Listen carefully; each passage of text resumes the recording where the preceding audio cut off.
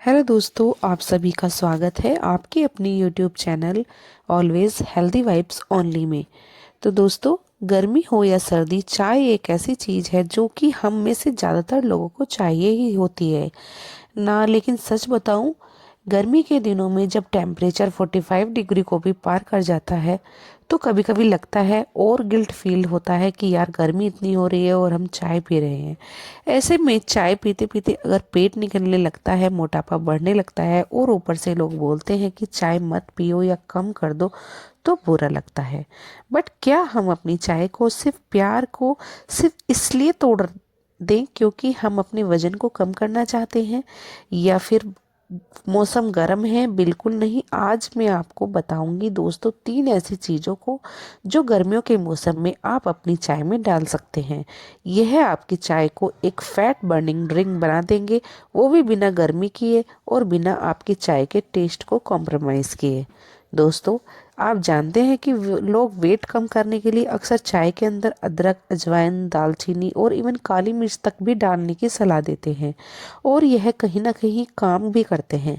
लेकिन एक चीज़ यह है, कोई आपको यह नहीं बताएगा कि यह सारी की सारी चीज़ें तासीर में बहुत ही ज़्यादा गर्म होती हैं, और गर्मी में इन्हें चाय के अंदर डालना रिकमेंड नहीं है क्योंकि चाय अपने आप में भी गर्म होती है।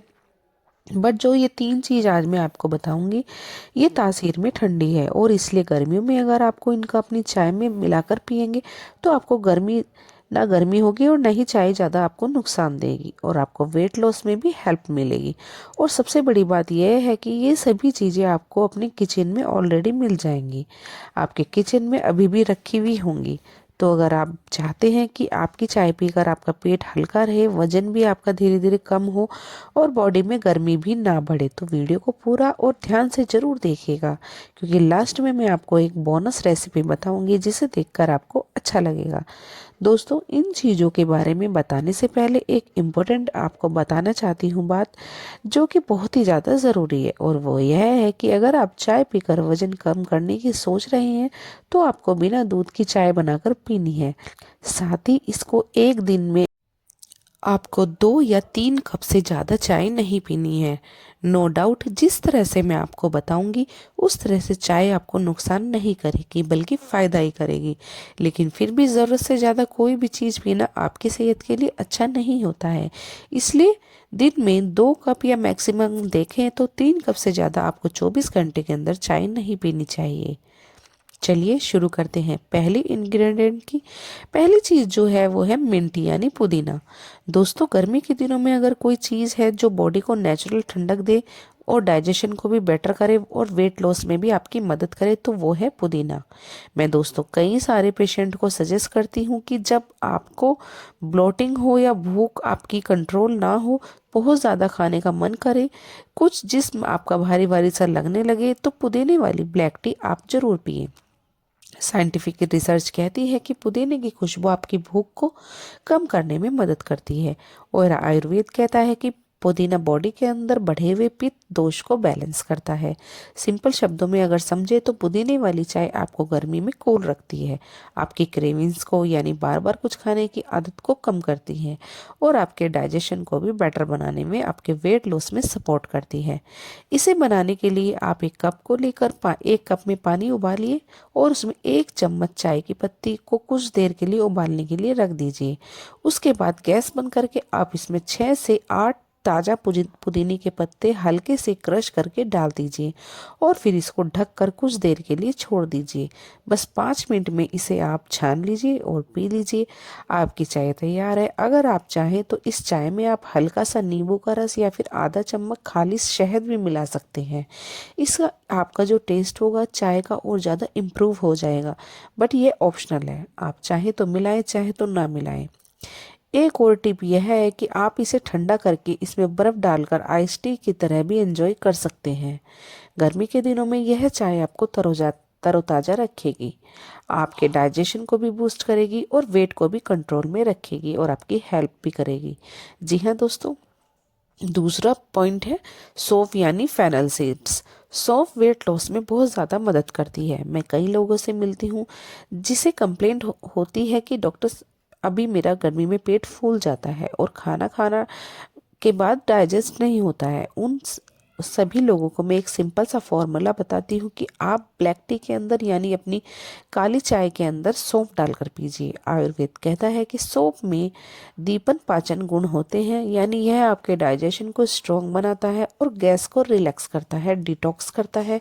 और मॉडर्न साइंस भी यह कहती है कि फेनल सीड्स में एथेनॉल नाम का एक कंपाउंड होता है जो कि आपके डाइजेस्टिव सिस्टम को रिलैक्स करता है और भूख को भी कम करता है। यानी एक ही चीज़ आपके डाइजेशन को स्ट्रॉन्ग भी करेगी और बार बार भूख को भी कम करेगी। और सबसे बड़ी बात यह है कि ठंडी तासीर वाली होती है, यानी गर्मी के दिनों में अगर आपको इसके अपनी चाय के अंदर डालते हैं तो आपको कोई भी दिक्कत नहीं आएगी। सौंफ को आप दूध वाली चाय में भी इवन डाल सकते हैं, लेकिन क्योंकि यहाँ पर हम वेट लॉस की बात कर रहे हैं तो मैं आपको रिकमेंड करूँगी कि आप बिना दूध की चाय में डालकर इसको पिएं, तभी आपको इसके बेस्ट रिजल्ट मिलेंगे। इसे बनाने के लिए 1 कप पानी आप लीजिए, उसमें आधा चम्मच सौंफ डालिए और फिर इससे आप 3-4 मिनट तक के लिए उबालिए और उसके बाद लास्ट में इसमें 1 चाय की पत्ती डालिए और कुछ देर उबालने के बाद छानकर पी लीजिए। अगर आप चाहें तो इसमें नींबू या फिर गुड़ का छोटा सा टुकड़ा भी डाल सकते हैं, बट ये ऑप्शनल है। लंच के बाद अगर आपको नींद ज़्यादा आती है या पेट टाइट लगने लगता है तो 1 कप सौंफ वाली चाय आप जरूर ट्राई कीजिएगा। यह आपके गट को रिलैक्स करेगी और फैट को डिपॉजिट होने से भी बचाएगी।